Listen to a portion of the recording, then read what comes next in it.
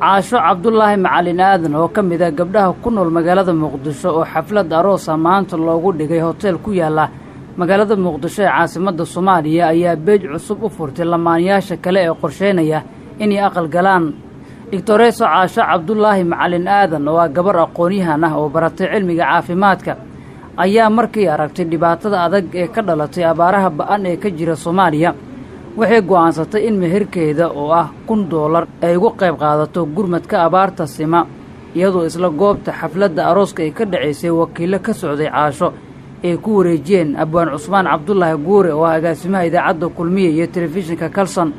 Sheekh Cusmaan Maxamed Cali oo ay qaraabo yihiin caasho cabdulaahi macalin aadan isla markaana ay u wakiilatay in meherkeeda uu ku wareejiyo guddiga gurmadka abaaraha ayaa lacagtaasi $1,000 ku wareejiyay Abwaan Cusmaan Cabdulaahi Guure.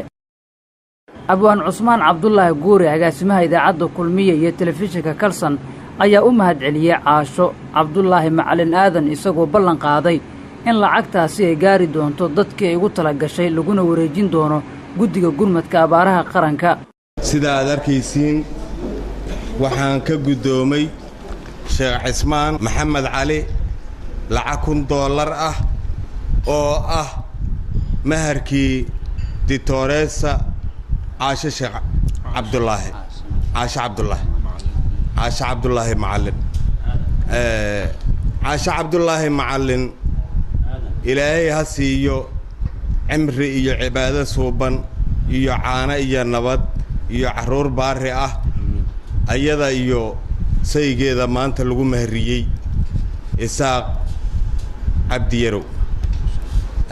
Allah barakeeyo waa guur barakaysan sababtoo ah sunnada ay jideeyeen ee maanta ay bilaabeen ayaa wax la heli karo ahayn inay maanta gabadhii hadda la mahriyey hadda la nikaaxiyey lacagtii meherkeeda ahayd ay ku wareejido dadka tabaalaysan ay baabi'iday abaarta loogu magac daray sima. marka waa ka guddoomay waxaana ballan qaadayaa inaan gaarsiiyo dadkii loogu talagalay. anigu waxaan ahay nin si shakhsiya dadka ugu gurmada guddiga kama tirsani abaaraha u xil saaran laakiin fagaaro sidaanoo kale ah oo aad u jeediin ayaan kula wareeji doonaa oo gacantooda ay ku geli doontaa haddana ay ku gaari doontaa dadkii loogu talagalay. marka intaasba waa ballan qaadayaa. qaar ka mid ah dadkii ka qayb galay xafladda arooska way ka mid ahaayeen Mukhtaar Xasan Cilmi oo ka tirsan hay'adda Peaceline iyo Axmed Diin oo isagana ka tirsan hay'adda Tubta Nabadda ayaa arrintan ku tilmaamay inay tahay tallaabo wanaagsan waxayna ka codsadeen dadka kale ee qorsheynaya waqtiyada dhow inay guursadaan in ayaguna ay ku daydaan lamaanayaasha maanta ku aqalgalay magaalada Muqdisho ee kalaha Dictoreso caasho cabdulaahi macalin aadan iyo seegeeda Isxaaq Cabdi Yarow. marka gabadhaani waxay hubtaa insha Allahu Kariim inaanay reerkan ka soo bixi doonin markay hantideedii koowaad ayay maanta sadaqaysatay.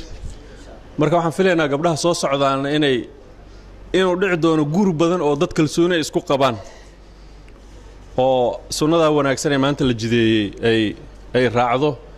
lacagta maanta horteena lagu guddoonsiiyey Abwaan Guure oo waxa weeye oo haddii ilaahay idmado guddiga abaaraha Soomaaliyeed loogu talagalay inay qasnadooda ku dhacdo asaguna uu u gudbin doono annaguna inteenan aan marqaati ka nahay. waxaa maantay tilaabo cusub ah oo wali u dhicin oo intaasaan ubadkaya la guursanayay ama intaasan aroos dhex taagnayn aan dhicin oo taariikh cusub ah in maanta gabar ay ku deeqdo wixii ilaahay siiyey oo ilaahay u waajibiyey inay maanta ugu deeqdo ubadka Soomaaliyeed oo tabaalaysan inay maanta dadka abaartu maanta ay halagaysay inay meherkeedii ilaahay u jideeyey inay ugu deeqdo waxay muujinaysaa inay qof wanaagsan tahay inay ilaahay raas wanaagsan heli doonto.